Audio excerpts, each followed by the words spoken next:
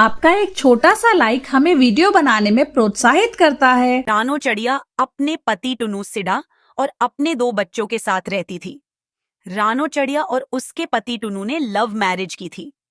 जिस दिन से रानो की सास ने उन दोनों को घर से निकाल दिया था, तब से वे दोनों अलग एक घर में रहते थे।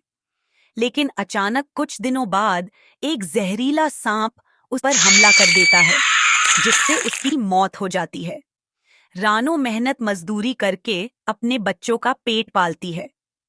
कुछ दिन ऐसे ही बीत जाते हैं और फिर एक दिन जंगल में तेज बारिश शुरू हो जाती है। बारिश इतनी तेज थी कि जंगल में बाढ़ आ जाती है और पक्षियों के घोंसले डूबने लगते हैं। तेज बारिश की वजह से रानो का घर भी टूट जाता है।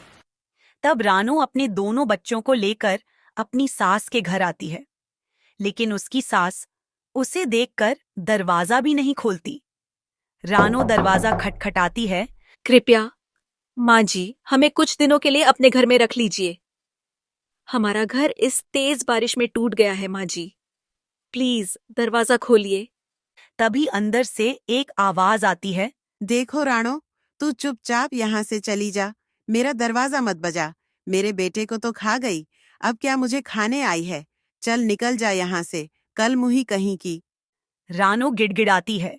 माँ जी, ज्यादा नहीं तो सिर्फ आज के लिए हमें अपने घर में रख लीजिए। बाहर बहुत तेज बारिश हो रही है।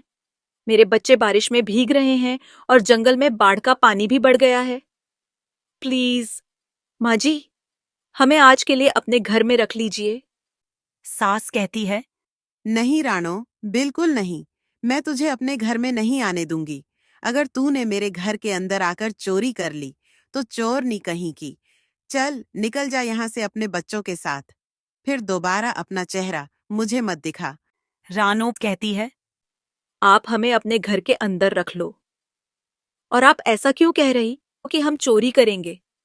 हम आपके घर पर क्यों चोरी करेंगे? चलो, आप मुझे नहीं रखती तो अपने इन छोटे छोटे बच्चों को ही रख लो। सास गुस्से में कहती है।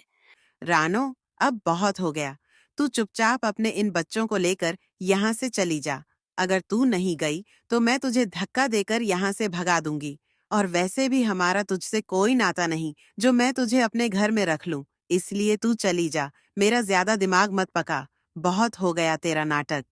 रानो चिड़िया अपनी सास से बहुत मिन्नतें करती है, लेकिन उसकी सास पर उसकी बातों का कोई असर नहीं होता और वह उसे और उसके बच्चों को घर के अंदर नहीं बुलाती। यह देखकर उसका छोटा बेटा कहता है। माँ, अब हम कहाँ जाएंगे? माँ, अब हम कहाँ रहेंगे? यहाँ तो कितनी तेज बारिश हो रही है माँ। रानो अपने बेटे को दिलासा देती है। रानो कहती है। मेरे बेटे, तुम चिंता मत करो, सब ठीक हो जाएगा। हाँ, मुझे याद आया, मैंने आज सुबह लाडो की बातें सुनी थीं। वह कह रही थी कि दूसरे जंगल में बारिश नहीं हो रही है, तो हम ऐसा करते हैं कि दूसरे जंगल चलते हैं, क्योंकि अब हमारे पास वहां जाने के सिवाय और कोई रास्ता नहीं है। कुकू कहता है। मम्मा, मम्मा क्यों ना हम इस जंगल में किसी पेड़ के नीचे रहें? नहीं कुकू बेटा, अगर ऐसा करेंगे तो जंगल के पक्षी हमें यहाँ नहीं रहने देंगे। वे हमें ताने देंगे, इसलिए हमें यहाँ से दूर जाना होगा। रानो चिड़िया अपने दोनों बच्चों को लेकर पहाड़ों वाले जंगल की तरफ चल देती है। वहां पहुंचकर वे देखते हैं कि वहां पेड़ों पर बहुत से फल लगे हुए हैं। गुड़िया कहती है। मम्मा, अब तो हम यहाँ आराम से रह सकते हैं और हमें खाने की भी कोई परेशानी नहीं होगी, क्योंकि इन पेड़ों पर तरह तरह के मीठे फल लगे हुए हैं। हम इन्हें खाकर अपना पेट भी भर लेंगे और आराम से रहेंगे। कुक्कू भी कहता है। हाँ माँ, गुड़िया बिल्कुल ठीक कह रही है। और इस जंगल में बाढ़ का पानी भी नहीं आया है। यहाँ की पेड़ों की ठंडी हवा भी बहुत प्यारी लग रही है। रानो कहती है। बेटा, बाढ़ आना कोई अच्छी बात नहीं होती, क्योंकि बाढ़ में जान और माल दोनों का ही नुकसान होता है। अच्छा हुआ कि हम इस जंगल में आ गए, नहीं तो हम जिंदा नहीं बचते। लेकिन हमें यहाँ रहने के लिए एक घर भी बनाना होगा, क्योंकि इस जंगल में जंगली जानवर भी रहते होंगे, कहीं वे हमें न खा लें। गुड़िया कहती है।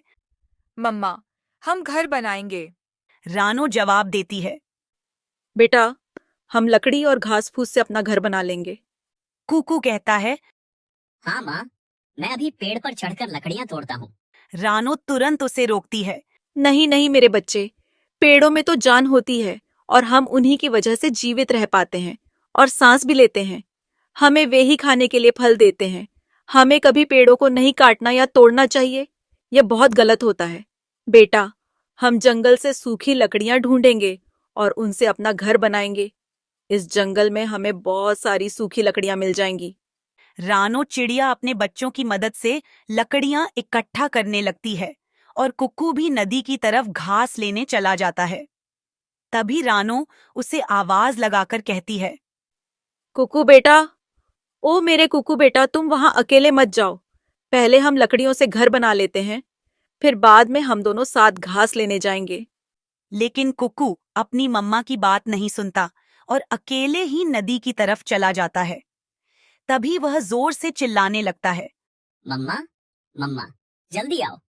रानो चिड़िया और गुड़िया तुरंत कुकू के पास पहुंचते हैं। रानो घबराते हुए पूछती है। क्या हुआ कुकू बेटा? तुम इतनी जोर से क्यों चिल्ला रहे हो? जल्दी बताओ। कुकू कहता है। माँ, मुझे एक जहरीले सांप ने काट लिया है। यह सुनकर रानो और गुड़िया के पैरों तले जमीन खिसक जाती है। कुकू बेहोश हो जाता है। गुड़िया रोते हुए कहती है। कुकू, मेरे भाई, तुम ठीक हो? रानो कहती है। कुकू मेरे बेटे, उठ जाओ। तुम्हें कुछ नहीं होने दूंगी। मैंने आपका क्या बिगाड़ा जो आप मेरे साथ ऐसा कर रहे हो? पहले मेरे पति को मुझसे छीन लिया, फिर मेरा घर, अब मेरा बेटा। मुझे मेरा बेटा वापस कर दो। अचानक गुलाब के पेड़ की आवाज आती है। रानो, मुझे तुम्हारे बेटे के बारे में सुनकर बहुत बुरा लगा। मैं तुम्हारे बेटे को दोबारा जिंदा कर रहा हूँ। रानो हैरान होकर कहती है। कहीं मैं कोई सपना तो नहीं देख रही? गुलाब का पेड़ जवाब देते हैं। रानो, तुम कोई सपना नहीं देख रही हो। जो कुछ भी तुम सुन रही हो सब सच है। मैं अभी तुम्हारे बेटे को जिंदा कर देता हूँ और तुम्हारे सामने जादुई गुलाब का एक घर भी बना देता हूँ। बस तुम अपनी आंखें बंद कर लो और जैसा घर तुम सोचो वैसा ही घर तुम्हारे सामने बनकर तैयार हो जाएगा।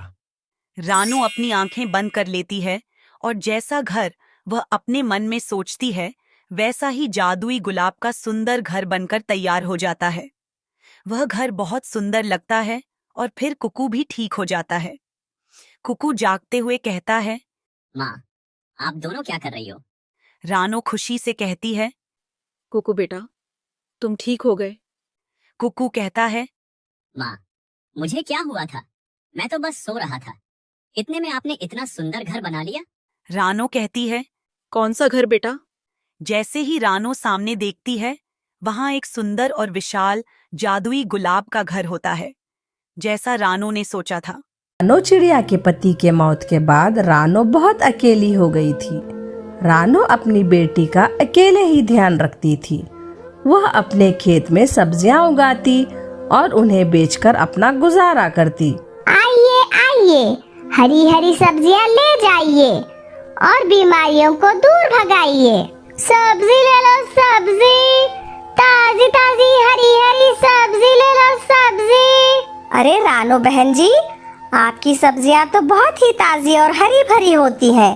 अच्छा बहन, ये बताओ ये टमाटर कैसे दिए? भैया, ये 30 रुपए किलो है। बताइए भैया, आपको कितने किलो चाहिए? रानो बहन, 1 किलो टमाटर, 1 किलो आलू, लौकी और भिंडी भी दे दो। ठीक है भैया, मैं अभी पैक कर देती हूँ। रानो ने अपनी बेटी गुड़िया को जंगल के सरकारी स्कूल में डाला था और वो जंगल में कड़ी धूप में सब्जियां बेचा करती थी। रानो सारा दिन मेहनत करके जो पैसे कमाती वो घर खर्च में इस्तेमाल करती और जैसे तैसे कुछ पैसे बचाकर गुड़िया की शादी के लिए जमा करती थी। माँ, आ गई तुम? जल्दी से हाथ मुंह धो लो, मैं खाना लगाती हूँ। अरे गुड़िया मेरी बेटी, कितनी बार बोला मैंने तुझे, जल्दी से खाना खाकर सो जाया कर। आपको सुबह स्कूल भी जाना होता है। ओहो माँ, आप सारा दिन कितनी मेहनत करती हो और थकी हुई घर आती हो। आप रुके, मैं आपके लिए भोजन लाती हूँ। अरे बिटिया, मेहनत नहीं करूँगी तो अपनी गुड़िया का ब्याह कैसे करूँगी? तुम्हारी शादी के लिए भी तो मुझे पैसे जमा करने हैं। ऐसे ही समय बीत जाता है। अब रानो की बेटी गुड़िया बड़ी हो चुकी थी। फिर एक दिन माँ बेटी जंगल के सबसे अमीर पक्षी टुन्नू सेठ की बेटी की शादी पर जाते हैं, जहाँ पर गुड़िया दुल्हन के लहंगे को देखकर हैरान हो जाती है। अरे वाह सोना, तुम्हारा लहंगा तो बहुत सुंदर है। खूबसूरत तो होगा ही, इतना महंगा भी तो है। मगर तू इतने महंगे सपने ना देख, ये सब तुझ जैसे गरीबों के लिए नहीं होता, क्योंकि तुम्हारी माँ तो जो भी कमाती है उससे तो तुम्हारे घर का खर्च भी पूरा नहीं होता होगा। इसीलिए मेरे लहंगे को घूर घूर के ना देख। तू नहीं ले सकती इतना महंगा लहंगा। तू ऐसा करना, अपनी शादी के लिए एक सस्ती सी साड़ी ले लेना। हा हा हा हा हा हा हा हा हा हा हा। सोना की ये सब बातें सुनकर रानो की बेटी गुड़िया बहुत ही दुखी हो जाती है। परेशान ना हो मेरी बेटी, तेरी माँ से जितना भी होगा तेरी माँ उतना देगी। उसी शादी में आकाश नाम का चिड़ा भी अपनी माँ के साथ आता है। आकाश जब गुड़िया को देखता है तो देखता ही रह जाता है। कितनी प्यारी चिड़िया है, कितनी खूबसूरत है, जैसे कि कमल का फूल। मुझे तुम्हारे लिए ये चिड़िया बहुत पसंद आई है। देखो कितनी खूबसूरत चिड़िया है, तुम्हारे साथ इसकी जोड़ी खूब जमेगी। आकाश को भी गुड़िया बहुत पसंद आती है। वो तो उसे देखता ही रह जाता है। फिर आकाश और उसकी माँ रानो के घर गुड़िया का हाथ मांगने आते हैं। बहन जी, मैं एक गरीब सब्जी वाली हूँ। आप जैसे बड़े घर के साथ हाथ मिलाने की तो मेरी हैसियत ही नहीं है। मैं तो इस बारे में सोच भी नहीं सकती। आंटी, रिश्ता हैसियत देखकर नहीं बल्कि दिल देखकर जोड़ा जाता है, और हमें आपकी बेटी गुड़िया बहुत ही ज्यादा पसंद है। आपकी बेटी गुड़िया तो मुझे पहली नजर में ही भा गई थी। फिर रानो चिड़िया भी मान जाती है और अपनी बेटी का रिश्ता आकाश के साथ तय कर देती है। इतने बड़े घर से रिश्ता आने पर रानो चिड़िया तो बहुत ही खुश हो जाती है। फिर रानो चिड़िया अपनी जमा पूंजी निकालकर अपनी बेटी की शादी की तैयारियां शुरू कर देती है। फिर रानो चिड़िया अपनी बेटी के साथ शहर जाती है और उसके लिए एक बहुत ही खूबसूरत सा ब्राइडल लहंगा ले आती है। गुड़िया बेटा, मैं जानती हूँ तुझे उस दिन सोना की शादी में सोने का लहंगा बहुत पसंद आया था ना। वो आपके मन को भा गया था। मगर बिटिया, मेरे पास इतने पैसे नहीं हैं कि मैं आपके लिए उसके जैसा महंगा लहंगा खरीद सकूं। कोई बात नहीं माँ, मुझे ये लहंगा भी बहुत पसंद है। लेकिन कल क्या होगा ये कोई नहीं जानता था। शादी के केवल एक दिन पहले गुड़िया का लहंगा चोरी हो जाता है और सब पक्षी बातें बनाने लगते हैं। हाय हाय, ये तो बहुत ही बड़ा अपशगुन है। दुल्हन का लहंगा ही चोरी हो गया। हाँ बहन, बहुत ही बुरा हो गया। लेकिन कोई क्या जाने, लहंगा लाए भी थे कि नहीं, या फिर ऐसे ही बातें बना रहे हैं। भला इन गरीबों के पास इतने पैसे कहाँ से आए कि ये इतना महंगा लहंगा ले आते।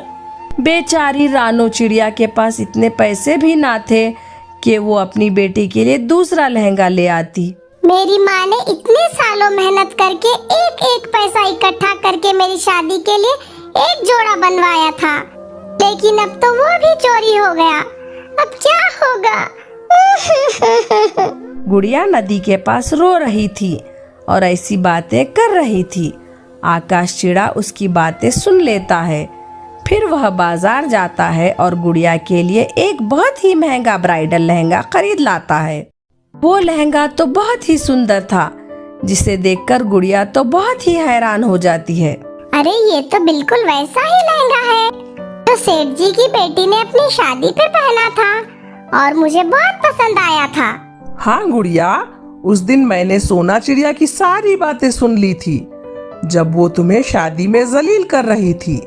मुझे पता था तुम्हें वो लहंगा बहुत पसंद आया है, लेकिन इतना महंगा होने के कारण तुम वो नहीं खरीद पाई। जब मुझे पता चला कि तुम्हारा लहंगा चोरी हो गया है, फिर मैं तुम्हारे लिए वैसा ही लहंगा ले आया। तुम अपनी माँ के घर से लहंगा पहनो या मेरे घर से पहनो, एक ही बात है। आकाश जी, आप कितने अच्छे हैं। Thank you so much. आपका बहुत बहुत धन्यवाद। आपने हमारी इज्जत बचा ली। माँ जी, इसमें शुक्रिया की कोई बात नहीं है। अब गुड़िया मेरी जिम्मेदारी है। अब ये मेरी होने वाली पत्नी है और आप भी मेरी माँ की तरह हो। माँ जी, कल ये बस लहंगे को पहनाकर गुड़िया को विदा कर देना और हम धूमधाम से बारात ले आएंगे और मैं अपनी दुल्हन को लेकर चला जाऊंगा। फिर अगले ही दिन गुड़िया वो ब्राइडल लहंगा पहनकर तैयार हो जाती है। वो कोई अप्सरा से कम ना लग रही थी। सबकी नजरें उस पर ही टिकी थी, जिसे देखकर गुड़िया की सास भी बहुत खुश हो जाती है। रानो चिड़िया भी अपनी बेटी को उस लहंगे में देखकर बहुत खुश हो जाती है और रानो की आंखें भर आती हैं। फिर बहुत ही धूमधाम से गुड़िया की शादी आकाश से हो जाती है। प्यारे दोस्तों, आपको ये कहानी कैसे लगी कमेंट सेक्शन में ज़रूर बताएं। वीडियो को लाइक कर दे, चैनल को सब्सक्राइब कर दे। धन्यवाद।